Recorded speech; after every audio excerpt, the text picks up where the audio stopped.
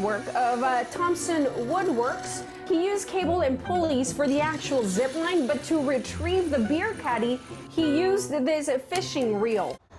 Hey everybody, I've had a lot of requests for a how-to video on how I made this trick-or-treat Zipline. So I'm going to show you what I did. You can do it differently. There are certain points that can be improved on, and you can probably make it even better than what I did. So I'm going to take you through it.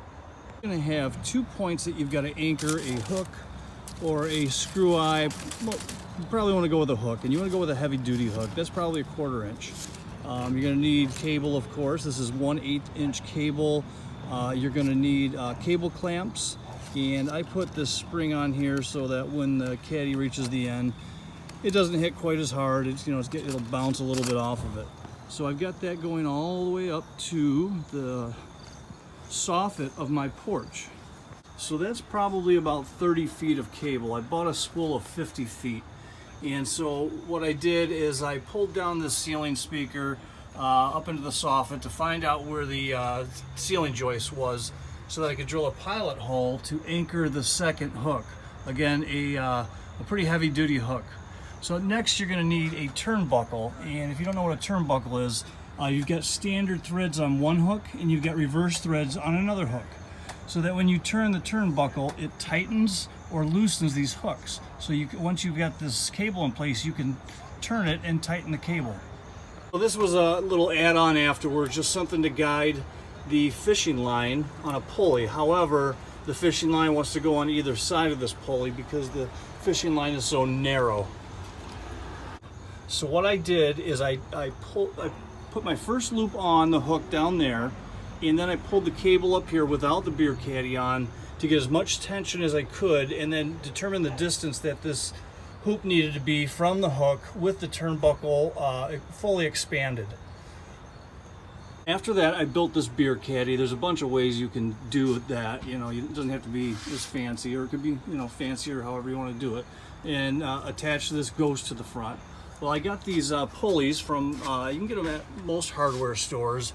Usually you're going to find a better assortment at your local mom and pop shop than you would at a big box store, because they don't really have a lot to choose from.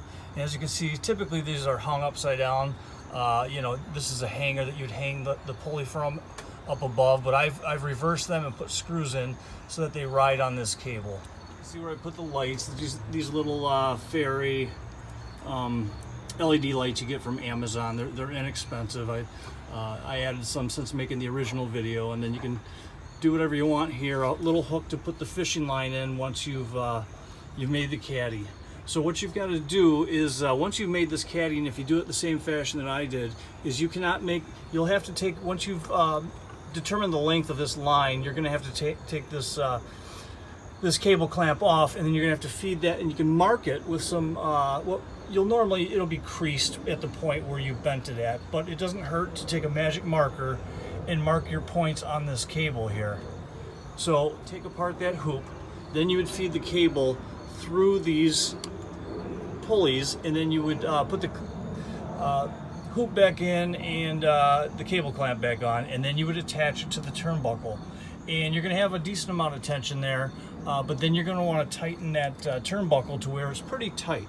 So the key thing is that the weight of the beer caddy with the beer in it never goes below that point down there. I mean, it can sag somewhat as long as it's at its lowest point down there. Otherwise, it'll stop somewhere in the middle if you've got a lot of slack. Then I've actually gone through a couple of reels because they're not used to spinning at speeds of a power drill. So what I did is on these the handles of the fishing reels, if you unwind them and loosen them, you'll see a pin that's in there, and you'll have to take a hammer and maybe a nail and knock that pin out. And what you're left with is like a square shaft, but your drill chuck will fit, and you want to hand tighten that.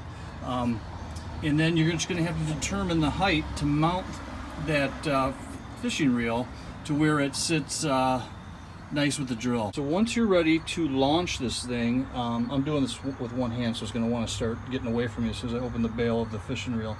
So I'll open that up. You can see that wanting to get away from me.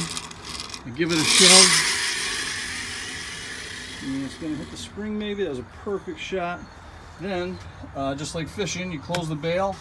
In my case, because I've got this pulley up here, I'm gonna set this because it's less resistance when it rides that pulley. Then I'm going to engage the drill. A little noisy.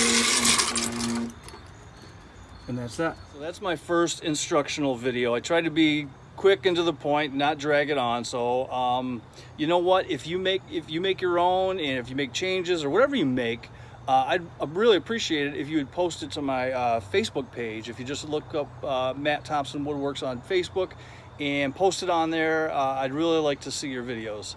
So talk to you later.